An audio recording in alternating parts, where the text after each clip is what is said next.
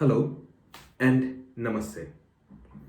I am Somdip Dey, an artificial intelligence scientist at the University of Essex in UK.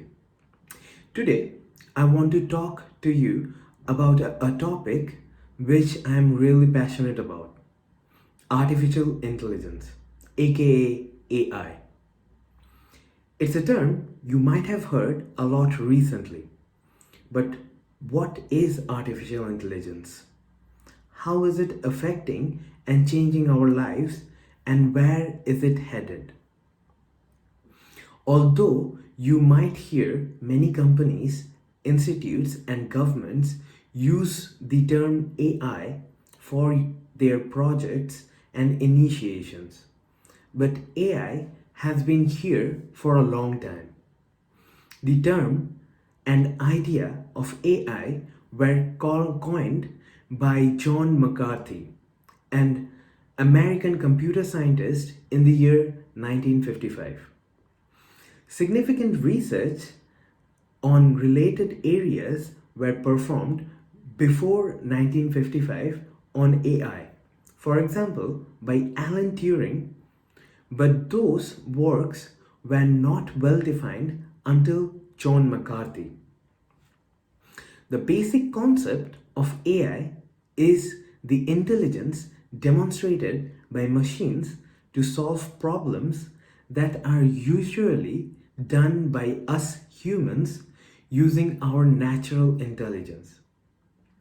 Over 60 years of research on AI has accumulated to a vast field which has evolved into many different subfields such as machine learning, neural networks, robotics, expert systems, and natural language processing, to name the few.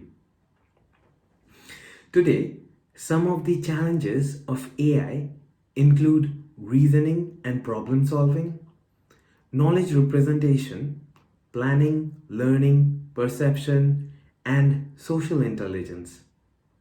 Scientists and engineers all over the world are trying to impart intelligence to machines capable of addressing these challenges as efficiently as possible. Currently, AI could be categorized in many different types, such as narrow AI. In narrow AI, we use methodologies such as deep learning to detect or classify dogs or cats in an image.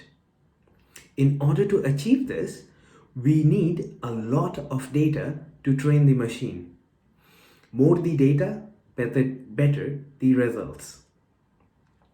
Detecting dogs or cats in an image is just a small example, but using this approach, we can do a bit more complex task such as categorizing traffic patterns to reduce congestion on roads, or use such methods to determine weather patterns and help in forecasting. But over the decades, we have developed much more sophisticated methods to achieve more complex tasks. Then there's another type of AI, such as broad AI. In this type, the machine is capable of achieving multiple tasks on multiple domains while learning from much fewer data. Broad AI machines can execute tasks across a variety of different fields. One such example of this type is the self-driving car, where different types of individual AI execute tasks like image analysis, trajectory, speed calculation, speed limit identification, and navigation, and hence resulting in an autonomous vehicle. Currently, we are at this stage of developing AI machines. The next type of AI is general AI, where the machine requires cross-domain learning and reasoning. Moreover, such machines have broad autonomy with moral reasonings. A very popular example of this type could be the Skynet, the human-fearing robotic system as portrayed in the movie Terminator. But we are at least 20 to 50 years away from developing such sophisticated AI machines capable of performing cross-domain learning and reasoning while having a broad autonomy with moral reasonings. Further progressing into the type of AI is artificial superintelligence, which is a hypothetical machine that possesses intelligence far surpassing that of the brightest and most gifted human minds. This is where AI takes over its master, but it's just a theoretical concept so far. Many of us might now be skeptical about AI. In recent years, we could already see an increase in automated tasks, resulting in reduced jobs and redundancies at the workplace.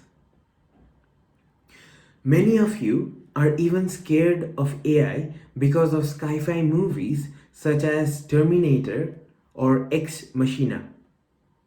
However, we are still far from developing such AI machines which are capable of enslaving us.